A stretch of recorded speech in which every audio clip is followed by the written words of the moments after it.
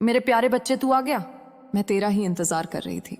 मेरे बच्चे, ध्यान से सुनना आज मेरी बात को, क्योंकि आज मैं तेरे लिए ऐसा मान की माता तेरे लिए खुशखबरी लेकर आई है। तेरे लिए ऐसी बात लेकर आई है बच्चे कि तू सुनकर प्रसन्न हो जाएगा। मेरे बच्चे, तू मेरी छाया में है और हमेशा रखा है मैंने तुझ पर। आज तुझसे मैं कुछ महत्वपूर्ण बातें करने आई हूं। जो तूने सहा है ना बच्चे, जो तूने महसूस किया है, वह सब दृष्टि में था। वह जो तेरे जीवन को नष्ट करने की कोशिश कर रहा था ना, तेरा शत्रु।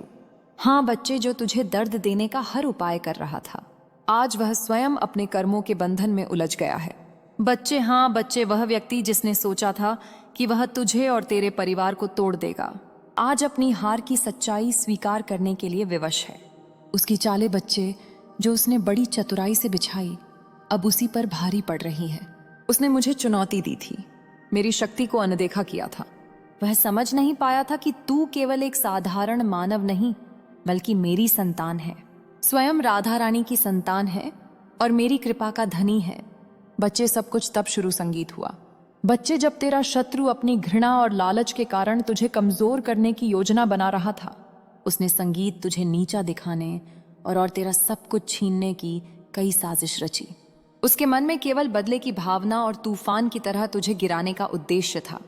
परंतु मेरे बच्चे, वह भूल गया था कि मैं हर समय तेरे साथ खड़ी हूं।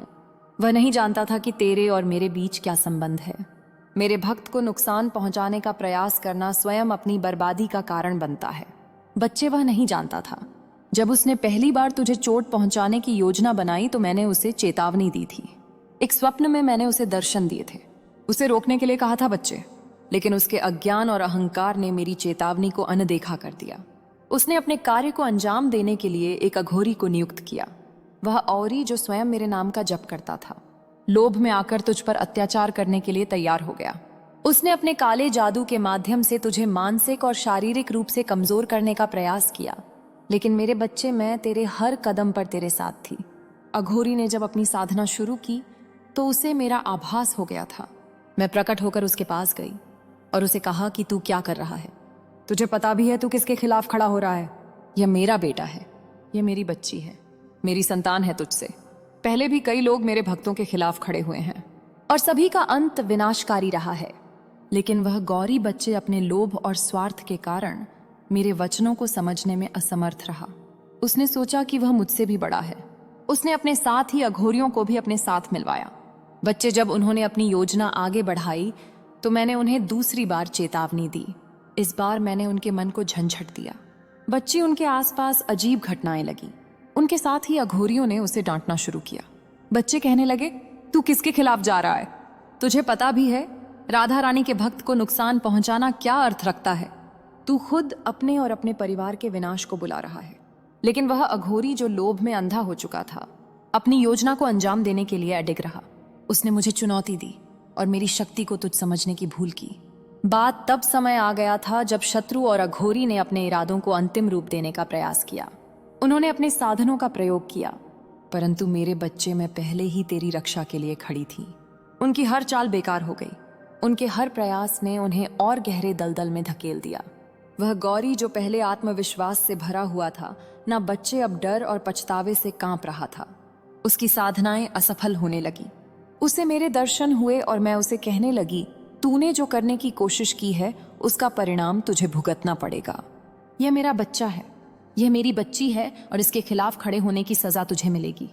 तुझे पता है बच्चे, जो अघोरी तेरे खिलाफ खड़ा था, आज वही अघोरी गंगा के तट पर खड़ा है।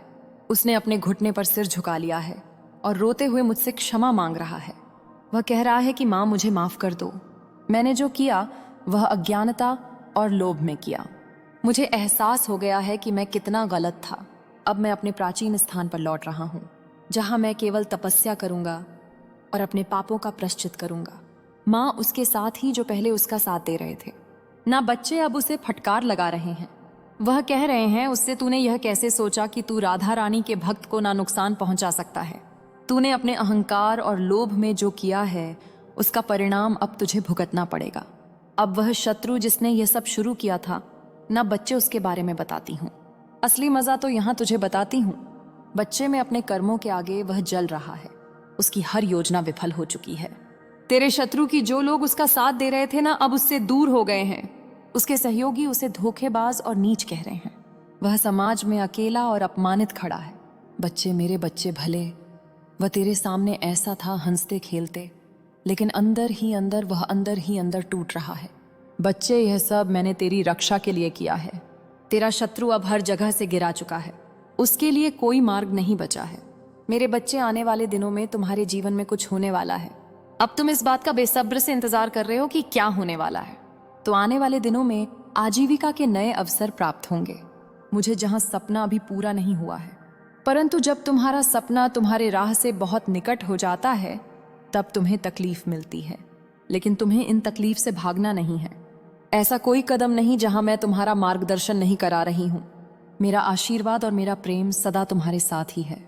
मेरे बच्चे, जब तुम किसी बात को लेकर चिंतित में रहते हो तब कोई अदृश्य पवित्र आत्मा तुम्हें विभिन्न विभिन्न प्रकार से संकेत देती है।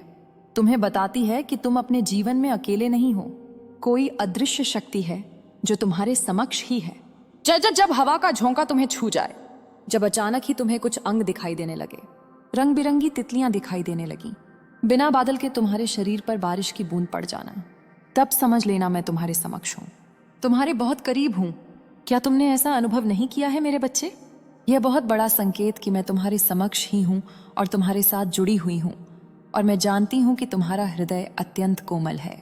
इसलिए तो तुम सभी भावनाओं को हृदय से महसूस कर पाते हो। तुम बहुत ही भावुक हो, इसलिए तुम्हें निराश नहीं होना चाहिए। इसके लिए तुम्हें बहुत ही प्रसन्न होना है कि तुम्हारा हृदय इतना पवित्र है। तुम्हारा हर एक आंसू मेरे लिए बेहद कीमती है। मेरे लिए तुम अनमोल विभूति के समान हो। अपने आप को कम कभी मत समझना। अपने आंखों से एक आंसू निकालने से पहले 10 बार जरूर सोचना कि तुम मेरे लिए क्या हो। अपने आंसुओं को यूं ही किसी पर व्यंग ना करो, क्योंकि इसका मूल्य तो तुम स्वयं नहीं जानते हो। मेरे बच्चे, आज तुम्हें अपने भीतर एक पवित्र ऊर्जा का आभास होगा। आज जब तुम ध्यान या प्रार्थना में बैठोगे तो तुम्हें आसपास होने का एहसास होगा। पवित्र ऊर्जा का स्तर तुम्हारे भीतर बढ़ेगा। शुद्ध वातावरण होगा जो तुम्हें मनमोहक लगेगी। आज शीतल वायु तुम्हें स्पष्ट करें तो समझ जाना कि मेरा गमन हो चुका है। आज मुझसे एक वादा करो, तुम ऐसे ही सदा मुझसे प्रेम करते रहोगे। संगीत, तुम्हारे जीवन में चमत्कार होने वाला है। इस बात का ध्यान रखो कि चमत्कार एक दिन में या एक रात में नहीं होता या कुछ समय में नहीं होता। उसके लिए काफी वर्षों की तपस्या होती है। तब जाकर एक चमत्कार तुम्हारे जीवन में प्रवेश कर रहा, क्योंकि तुम्हारे सभी ऐसे कार्य जो कि मुझे बाध्य करती है।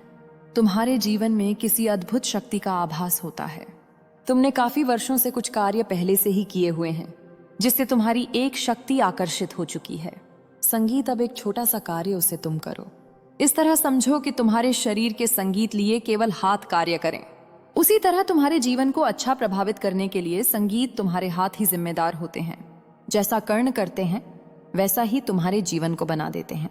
हाथों की रेखाओं में माँ लक्ष्मी छुपी होती है और हाथों की रेखाओं में दुर्भाग्य भी छुपा होता है। संगीत, यह तुम पर निर्भर करता है कि तुम्हें क्या करना है। इस बात को समझना हर किसी के लिए संभव नहीं कि जिस प्रकार शुद्ध नहीं होती उसी प्रकार किसी हृदय स्वच्छ नहीं होता, और जिसका हृदय साफ होता है मैं उसके हृदय में करती हूँ। जिस प्रकार तुम केवल मंदिर में बैठकर मुझे स्मरण कर सकते हो, उसी प्रकार तुम अपने घर को मंदिर के समान बना दो, तभी परमात्मा का तुम्हारे घर में वास होगा। जिस प्रकार पूर्ण होने पर आखिरी में आरती करने के पश्चात ही पूजा संपूर्ण मानी जाती है, उसी प्रकार तुम्हारे सभी की गई अच्छे कार्यों के पश्चात छोटा सा आखिरी का काम करने के पश्चात तुम सभी कार्य पूर्ण हो जाएंगे। उसके लिए संध्या काल में या प्रातः काल में भी कर सकते हो। मेरी बहन लक्ष्मी जी मेरे साथ सदैव और मेरे समक्ष रहती हैं। जब भी तुम मेरे पास आओगे संध्या काल में या प्रातः काल में, तभी तुम थोड़ा सा सिंदूर लेकर पहले मेरी बहन लक्ष्मी के चरणों में अर्पित करते हुए एक 21 बार बोल, हे माँ लक्ष्मी मुझ पर कृपा कीजिए, और माता लक्ष्मी को सिंदूर चढ़ा देना। और जब तुम मुझे सिंदूर चढ़ाओ तब भी तुम्हें 21 बार पुण्य का नियत, हे माँ लक्ष्मी मुझ पर कृपा कीजिए बोलते हुए सिंदूर को चढ़ाना। तुम जैसे ही इतना करोगे तुम्हारी शक्ति बहुत ज्यादा प्रबल हो जाएगी। मेरे बच्चे, तुम्हारे जीवन में मूसी को झेलना और उनका सामना ना करके उनसे डरकर पीछे भागना भी एक बहुत बड़ी गलती होती है। हमेशा हिम्मत से डटकर उनका सामना करना चाहिए। नफरत को हमेशा नफरत से नहीं प्रेम से जीता जा सकता है। यदि तुमसे कोई क्रोध करता है तो उसे प्रेम से बात करो। वह कितना भी क्रोध करें, लेकिन तुम क्रोध में कभी उससे वार्तालाप न करने की कोशिश करो, क्योंकि यदि तुम प्रेम से बात करते रहोगे तो उसका गुस्सा भी धीरे धीरे करके शांत हो जाएगा। मेरे बच्चे, इस बात को कभी मत भूलना कि एक चुप व्यक्ति सैकड़ों को हरा देता है। आवश्यक यह नहीं कि तुम मुझे क्या अर्पित कर रहे हो, आवश्यक यह है कि तुम कितने विश्वास के साथ अर्पित कर रहे हो, कितनी श्रद्धा के साथ अर्पित कर रहे हो। यदि तुम्हारे हृदय में श्रद्धा भाव, तो तुम्हारा चढ़ाया हुआ एक छोटा सा फूल का पत्ता भी मेरे लिए बहुत कीमती है। यदि तुम्हारे हृदय में प्रेम ही नहीं, श्रद्धा विश्वास नहीं, तो वह चढ़ाया हुआ भोग भी बेकार है। मैं तो केवल तुम्हारे प्रेम की भूखी हूं। मेरे बच्चे, तुम तैयारियां प्रारंभ करो, क्योंकि वह शीघ्र ही समाप्त होने वाला है। मेरे प्यारे बच्चे, तू आ गया।